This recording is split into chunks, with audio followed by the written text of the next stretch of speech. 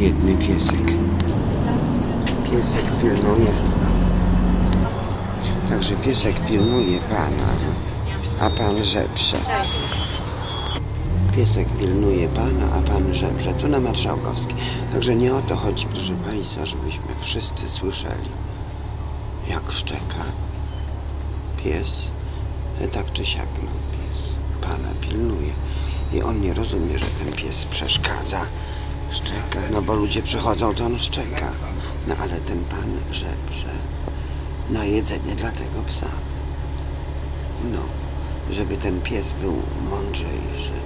Ale to widzicie państwo, to przekracza jego umysł, to przekracza jego pojęcie. No bo on chce sprawę przedobrzyć.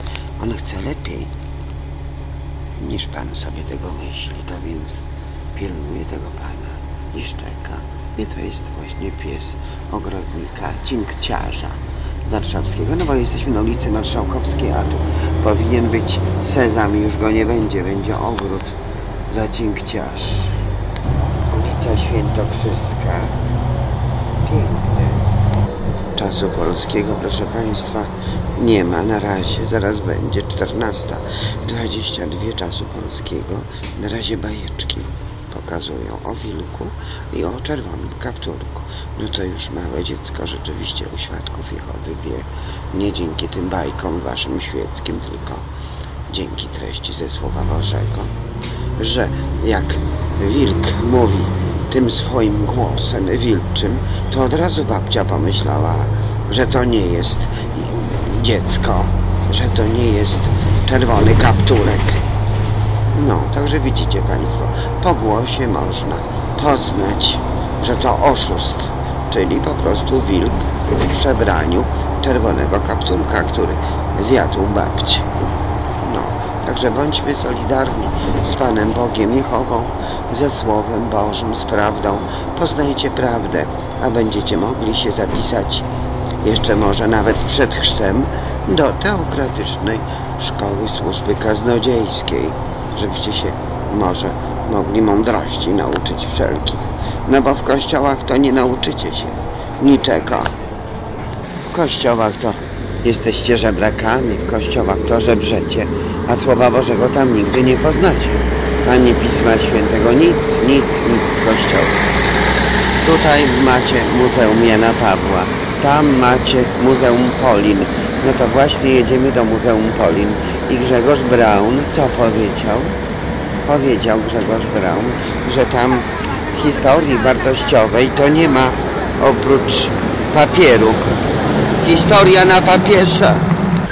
Ale wracajmy do tematów ważnych, do tematów ciekawych, żebyśmy nie dali się usidlić diabłu, uwikłać się w jakieś mafie, w jakiś tłum, psychologię tłumu. Oczywiście wyznawcy papieża nic na ten temat nie mówią, no bo oni nawet nie wiedzą, że w Piśmie Świętym, że w Biblii są aż tak ciekawe rzeczy, które dotyczą jestestwa ludzkiego, człowieczeństwa, że tam jest list Boży, nie rzekomo przez was spisany jako ludzki, tylko że jest to list od samego Boga pochodzący. Także możecie uczyć się z Biblii, możecie uczyć się z Pisma Świętego.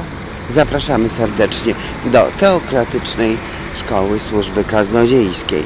Tam poznacie, na czym polega dyplomacja, jak rozmawiać z ludźmi kulturalnymi, no i niekulturalnymi, ale że wy, jako ci misjonarze, jako ci pionierzy, pionierki, macie być kulturalni, macie być mili, no oczywiście macie pałać Duchem Bożym, ale przecież nigdy nie będziecie jakimiś tam moherowymi, których to moherowych, o tutaj też w kinie Muranów wczoraj pełno było, bo byli Żydzi na zakończenie festiwalu filmów żydowskich niezależnych, no i katolicy, przecież świadkowie Jehowy nie przyjdą, świadkowie Jehowy nie byli, świadków Jehowy tu w ogóle w Warszawie, na Mazowszu, nad Wisłą, pomiędzy Bugiem i Odrą, Gdańskiem i Czechosłowacją nie ma, ani mormonów nie ma, ani ewangelików. Państwo zobaczą, bus Podlasie Ekspres, on przecież jedzie z Anglo-Ameryki w Białystok. Państwo zobaczą, że jest pełen wypchany, pełno pasażerów, prawda? On jedzie za Anglo-Amerykę, Białystok. I tam są prawosławni, tam są świadkowie Jehowy, tam są mormoni, ewangelicy, święci. A tutaj to tylko, wiecie Państwo, ponieważ jest mydło i powidło, no to żeby przeżyć, trzeba zarobić na tym mydle i na tym powidle. Jedzie, zdaje się, dla nas 111 pod samo Muzeum Polin podjedziemy. No bo tak, ten Mareczek, gruby worek, nie jest w stanie, bo nie zna tej dyplomacji, nie zna tych świadków Elżbiety, czyli mnie podrobić, a ani kobylasty Janek Witek też nie umie Elżbiety podrobić.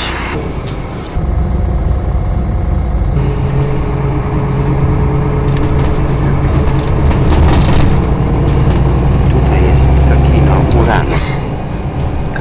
Kaszlą katolicy, wyznawcy papieża, Matki Boskiej, Ostrobramskiej, Częstochowskiej, Rzymskiej, Łacińskiej, aby nie krymskiej.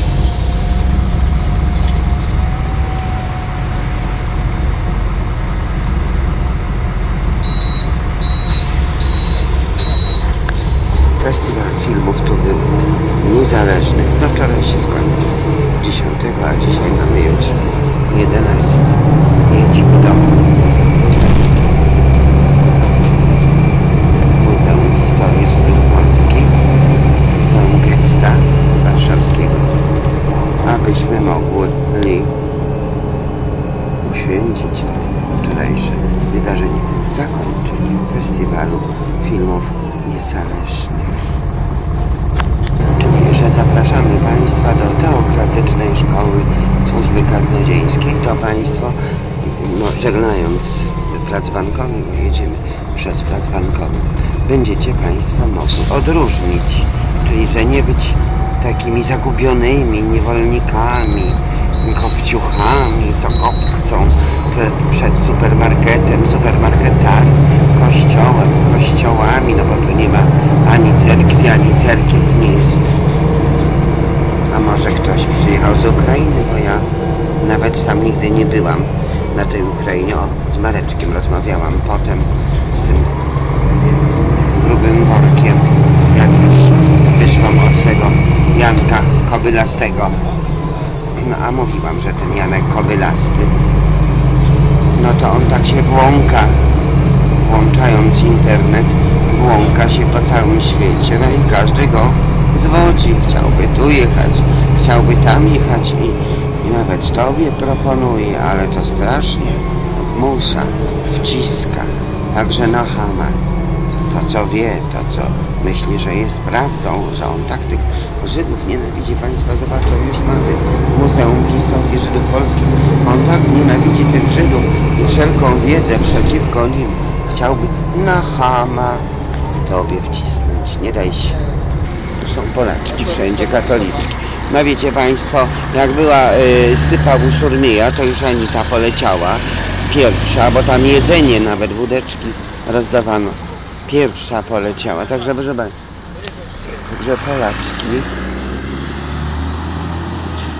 tutaj nasze, katolickie, bo to wiecie Państwo, szkoła, no to przerwa, bo to po szkole, to przecież Polaczki, katoliczki nasze mogą, Polaczki, katoliczki nasze mogą, proszę Państwa, się rozerwać. Czyli najlepsza jest wolność i swoboda, pójdziemy se razem do ogroda, pójdziemy se razem do ogroda. Także proszę Państwa, żebyś Ty, mój drogi przyjacielu, mógł cieszyć się, że służysz Jehowie Bogu, a nie diabłu, to byłbyś człowiekiem wolnym. Zapisz się już dziś do Teokratycznej Szkoły Służby Kaznodziejskiej. Ja sama prowadziłam przez wiele lat, praktycznie prowadziłam Teokratyczną Szkołę Służby Kaznodziejskiej. No to mogę co nieco przekazać z tego, żeby się ludziom nie narzucać, żeby się z ludźmi nie wykłócać, bo przecież jak się ludzie pokłócą, no to kto ucierpi? Prawda na tym ucierpi. Ludzie nie będą chcieli słuchać. Powiedzą, że wy jesteście kłótliwi i tyle. No, także widzicie Państwo, no wyznawcy papieża, Matki Boskiej, Ostrobramskiej, Częstochowskiej, Rzymskiej, Łacińskiej, aby nie krymskiej, bo nigdzie tutaj prawosławnych ludzi nie ma. No nie mają takiej szkoły, żeby w ogóle rozmawiać z ludźmi, bo niby o czym katolicy, niby o czym wyznawcy papieża mieliby z ludźmi rozmawiać, prawda? No. Nie ma misjonarzy u nich, nie ma świadków Jehowy, nie ma, proszę Państwa, pionierów, nie ma pionierek i tylko tak żyją jak te lochy. No to więc widzicie Państwo, żeby Elżbietę podrobić, no mnie Elżbietę, żeby podrobić, to jest nie lada gratka. Proszę Państwa, trafiła bowiem kosa na kamień. Tutaj mamy Jan Karski w naszej telewizji niezależnej. Też Państwo macie Państwo mnóstwo informacji na temat Jana Karskiego. Zapraszamy. I z Domu Kultury na Podskarbińskiej 2 i zewsząd zapraszamy do reklam. Now, it's a grand collaboration, and what I would like to do is I would like to ask the following people to please stand up. First of all, our chief historians, Marcin Wojcinski and Antony Polonsky. I want you to stand and stay standing, please. I want our scholars to stand up. Sam, where are you? And Hannah, where are you? I want my scholars to stand up. Curators, I want you to stand up.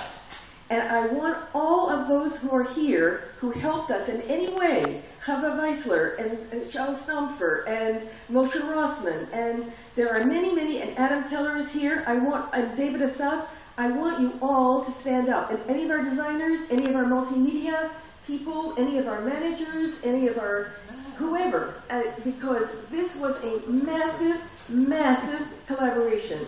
And I want to personally extend my thanks to you for doing an absolutely splendid job. And I consider myself an akusherica, a midwife. And so I feel that we have given birth to a very beautiful baby. And now we have to take very good care of it. That's our task going forward. And so this grand collaboration involved hundreds of people. It involved scholars, curators, designers, multimedia designers, fabricators. It really was an army. It took an army to really develop this exhibition. And the days to come, you will hear from the lead scholars exactly how their galleries developed. And what I think is really unusual in our case is that our historians, our scholars, first of all, it's interdisciplinary.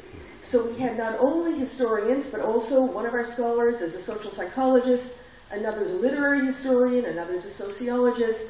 That the multidisciplinary and international nature of the team was a great asset. But also, our scholars were not consultants. They were literally authors of the galleries for which they were responsible, and they were involved from beginning to end. And I think this is actually the key to the intellectual coherence of the entire exhibition. So now, basically, what are some of the principles that guided the historical narrative? Well, first of all, what is the most important period in the history of Polish Jews? I was able to have really the impact that it has here, in the very place where the largest Jewish community lived and died. And to tell the story here, to recover this 1,000-year history, which has been essentially lost to the Holocaust, along with 90% of the pre-war Jewish community, this is a moral responsibility, and we feel that the power of telling it here is absolutely unsurpassed. And we are a site of conscience. And our task, and this I think is really something very precious, our task is to create a trusted zone for engaging difficult subjects. And what this does is gives us an opportunity to use a principle that I would call constructive engagement, which is very different from the model of education that you get from Holocaust museums, which tends to work from the, if you will, from a completely different premise. So the idea of creating a trusted zone by creating I would say, a history that can be trusted, and within it, to open up a space for debate and dialogue about extremely difficult subjects. And so these are, I would say, some core principles that are at the heart of our project. What I'd like to do now is to give you a little bit of a sense, and this will be a kind of a leap from the very beginning to the very end, with all the steps in between. But how did we get from the outline of the historical program, which was developed under Jerzy Halberstadt with a team of Polish historians, and also Michael Steinlauf, who was a very, very important consultant on this project from the very earliest stages. Marcin Wojcinski was also part of that team. A database of every conceivable kind of material, photographs, books, newspapers, objects, which Renata Penkowska played a very important role in developing, and the master plan for the exhibition. In 2000, between 2000 and 2004, with the advice of Sheike Weinberg and under Jerzy's direction, Event Communications, a design firm in London, really a state-of-the-art, world-class specialist in the developing of multimedia narrative exhibitions, developed a master plan. And after 2005, when the agreement was signed, in 2006, we were ready to take the master plan to the next stage. So the master plan really was taking the outline of the historical program, the material in the database, and it was suggesting a structure for the exhibition without knowing yet what the building would be, but just simply a structure for the exhibition, a set of principles, and some visualizations. And so this master plan, one of our first tasks in 2006, was to form the academic team as an international multidisciplinary team. And our first task was to evaluate the master plan and to agree on what we would accept and what we would change so that we could go to the next stage. Now, what's fascinating about the master plan, and this is actually what our concept diagrams look like, which is to say, putting the story in space. And I would warrant to say, and I think our scholars would agree, that it was a huge learning experience to take scholarship and to translate it into a visitor experience, and to work with materials that many historians don't generally work with, visual material, audio-visual material, and to do so in a way that is in our theater of history mode. Now, there were several aspects of the initial master plan that, for historiographic reasons, we wanted to change. And I would say, I don't know whether it's clear enough from this diagram, but essentially there were 3 tracks in this initial diagram in the master plan. One was called the Polish and European Historical Timeline. Then there was the Jewish track, and then there were trans-historical thematic galleries. And the first decision that we made was to integrate all 3 into one line. That is to say, that we decided that we did not want a European and Polish context into which we would then put our Jewish story. We wanted an integral story, a story that really communicated the idea that Jews are not only in Poland, but also of Poland, and that their history is an integral part of the history of Poland. So that was the first thing. The second is we wanted to avoid the idea of trans-historical thematic treatments of Judaism, women, the wedding, whatever it might be, but rather to integrate those themes, including themes such as anti-Semitism, themes such as Jewish religious life, to weave them in and integrate them into one coherent narrative. So those were decisions that we took on the very, very, very, very basic structure. The second element was the idea of turning points. For the designers, it was very attractive to divide the galleries by what they considered to be historical turning points. But we know that history is a process, and that turning points is a little bit a schematic. It's a little bit arbitrary. And so we decided not to use turning points as the basis, and especially not to treat, for example, the Khmelnytsky uprising as a turning point. Objects, and there's a kind of treatment that gives you the feeling that you're in a gallery. And if you remember what we got in the medieval gallery, it's really very different. In the case of the medieval gallery, we only have really 2 objects from this 600-year period that are directly related to the history of Polish Jews. And those are bracteates, one-sided tiny little coins, and tombstones. And so we took a completely different approach. And our approach was to go to our text sources, to the intangible heritage of rabbinical responsa, chronicles, and that kind of material, to extract the stories that are relevant to our larger story, to illustrate them, and to hand paint the walls. It's like walking into a 360-degree, life-size, illuminated manuscript. And the story is organized in space. And that's a principle of narrative space runs through the entire exhibition. When we come to the next gallery, Paradisus Judaeorum with a question mark, here the Krakow model was going to always be central. But our realization of it, as you know from being in the gallery, is quite different. Here, the idea was that there would be touch screens that would then project up from around the model, which was rather, I would say, sunken. But as you can see, the visual reference material is 20th century photography. And one of our principles was to only use iconographic material from the period, or to create visual material that was inspired by the iconography of the period. And what we don't see here, because of course it's only one visualization, is how all the rest of the content would be organized. And of course this is what we produced. We have the Krakow model, and in fact this is an open plan gallery, and we treat it like a flower.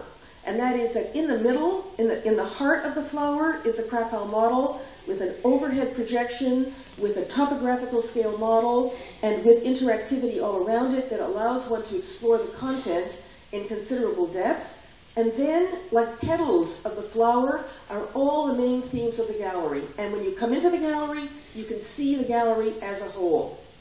It was very important for us also to open up the books that in many ways defined what made the age, in quotation marks, golden for Polish Jews, which is the rise of rabbinical authority, learning, Hebrew and Yiddish printing. And we were able to do that in a way that really make our multimedia quite exceptional, because all of our multimedia is unique to the content and is installed in a way that is consistent with the furniture and with the scenography. The Khmelnytsky Uprising, which we treat as a brutal caesura between the first half of the Commonwealth period, that is to say 1569 to 1648, and the second half, follows a principle we use throughout, which is to narrate through primary sources and through quotations from the period in the original language and in English and Polish translation. Entering the Jewish town, this was how the master plan had envisioned the Jewish town, that is to say that the central feature of it would be a wooden synagogue ceiling, not the one that we finally did, and that looking out from under the synagogue ceiling, one would have a look out to the Jewish town.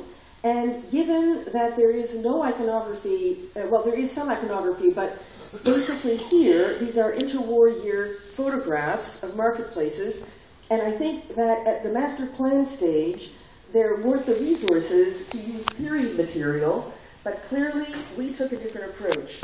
And the first thing we did, and this was Adam Teller's idea, was to create two centers of gravity for the Jewish town. One would be the marketplace, the other would be the synagogue, and that around the marketplace would be the tavern, the Jewish home, the church, and that around the synagogue would be actually Jacob Frank's story, which is set in the church, and new forms of leadership and spiritual movements that stood in opposition to, if you will, the normative situation. And that took us from heresy, in the case of Frank, through heterodoxy, all the way to Mendel Levin and the Haskalah, which surrounds the synagogue. But of course, our wooden synagogue was a gift in the sense that it was only in 2007 that we met Hans House Studio and were able to create this incredible wooden synagogue in the way that we did, which was to, in essence, recapture the intangible heritage of how to build such a synagogue in the absence of the original. Because all these synagogues were destroyed, it's not possible to have one with the original material, but we were able to recover the knowledge of how to build it by building it with traditional tools, techniques, and materials, and to do so with 300 volunteers and expert timber framers and experts in the conservation of the interiors of Polish churches and other related kinds of interiors. So this, in terms of community outreach, in terms of museum education, in terms of public history, it's the gold standard. And we're probably the only museum of Jewish history that has a church in it, which we're very proud of. And what we've done also with our multimedia is to install it scenographically. Rather than having computer screens and film screens and monitors, we've tried wherever we can to integrate our stories scenographically. Now we come to the long 19th century. And at the master plan stage, this was to be, these are large, if you will, boxes that would carry a lot of multimedia. And my sense is the intention was to communicate the story through projections on these large boxes. And we really came to a very, very different solution. We were fortunate enough to work with a very gifted designer who actually studied theater design, and his name is Arnaud Deschelles from Event Communication. And it's thanks to him that we were able to develop an extremely coherent way of plotting the story in space. And so, if you will, the long 19th century opens with the partitioning of the Commonwealth. And one of the things we wanted to communicate very clearly is what that means, because it's extremely meaningful, particularly for those who left Poland during the 19th century or before World War I, and really can't figure out where their families came from. If you ever really want to understand it, have a good look at the maps that are around the wall there. And so our solutions to the 19th century are really very, very different from what was imagined. Our train station with this wonderful multimedia that in a very quick way signals the main themes of the second half of the century, and then the emergence of modern forms of Jewish political movements, modern Hebrew and Yiddish culture, at the very, very end of the period. Now, the interwar years, how was it imagined at the master plan stage? It was imagined as a street, it was imagined as double height, and in essence, I would say that that fundamentally was preserved, but in a very, very different way, because we created a white relief surface, but we have projected onto the surface, if you will, the street and a whole series of thematic presentations. But essentially, that structure, I think, is very, very much intact. Our organization of the street into 4 thematic areas is something that we very much developed after the master plan stage. So politics, culture, daily life, and growing up. And I encourage you, if you haven't had a chance, to go to the upper level of the Interwar Year Gallery. It's really marvelous. It's one of my favorite areas in the entire exhibition, and I really would encourage you to visit it. So this is from part of the upper level, essentially inspired by Landkenntnis or Krajoznawstwo, know your country, through hiking and through appreciation of local history and local history monuments.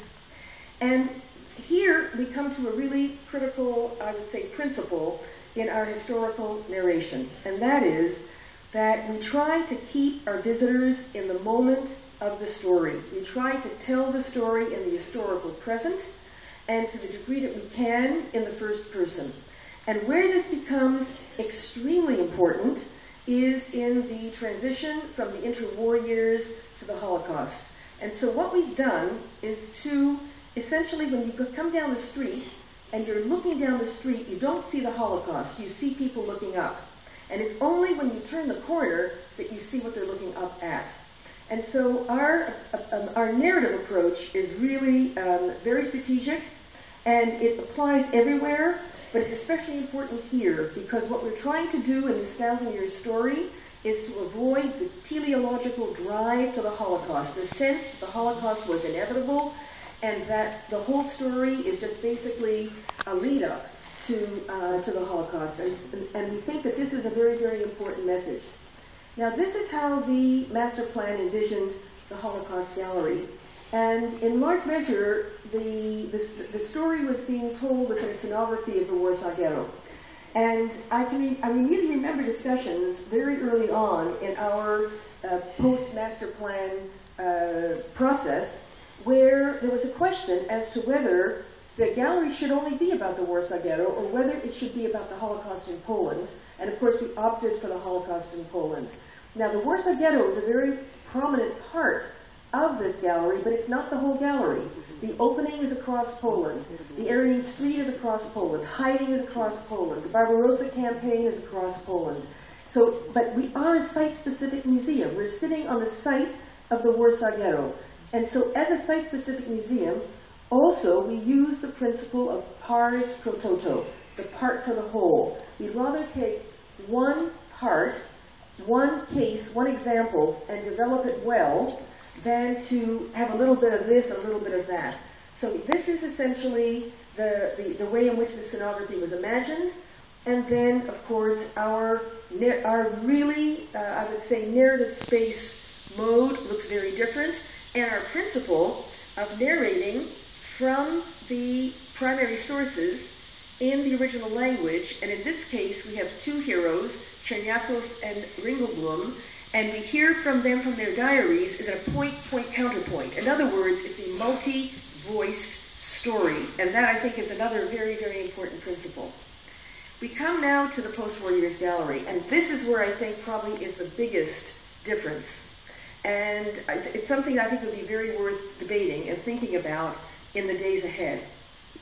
The post-war years gallery was, of course, to include the rubble, which we do, but not quite in the way that's shown here, and to include the part that would deal with post-war in Poland, but most of the gallery was going to deal with Polish Jews who left, and it was going to essentially be a gallery of 500 faces of Polish Jews in the United States and in Israel. And so you can even see from these schematic diagrams that post-war years gallery, the story of Jews in Poland would be relatively small, and the story of Jews abroad would be relatively big. And we opted for a very, very different approach. Our approach was the post-war years gallery would be about the post-war years in Poland, and that the story of Jews abroad, what I call expanded geography, would be a story that we would tell in the circulation space that connects all the galleries. Because that's a story that has to do with the history of migration, and it did not begin in the post-war years. And so here, you can see our scenographic approach. It's still very much inspired by the master plan, but it's also very, very different. And the way in which we present violence, which again is a multi-voiced story, is something I hope that you will really have a close look at. And I would encourage you to go behind this installation and to get the full story and to explore also what's on the walls. We have really, I would say the post-war years gallery has probably, it's a relatively small space, but it has very deep time because it has a lot of time-based media, a lot of film, a lot of interactivity. And now that visitors are there, we can really get a sense of how they're using the space and how we conclude. We conclude with the period after 1989 and the renewal of Jewish life on a small scale, an opportunity for the first time really to meet Jews who are living in Poland here today, because we do not use survivor video testimony in the Holocaust Gallery, but also to try to come to grips with the enormous, I would say, Jewish presence in Polish consciousness, of which this museum itself is an expression, and also I would say that the Jewish studies, the proliferation of books, films, exhibitions, concerts, festivals, are all evidence of enormous interest in Jewish history, Jewish culture, and Jewish topics, including some of the most difficult ones. The openness of public debate around the most difficult issues over the course of the last 15 years, whether it's Jedwabne or it's Kielce or it's the convent at Auschwitz, whatever it might be, these are hot topics, they are widely and deeply debated, and they are part of what we think of as Jewish presence in Polish consciousness. And so, with that, I invite you to continue to visit the core exhibition any moment you can find between sessions. And I very much look forward to the discussion of the state of the field and the future directions. And I hope that you see the fruits of your labors over the last 30 years expressed in this core exhibition. Thank you.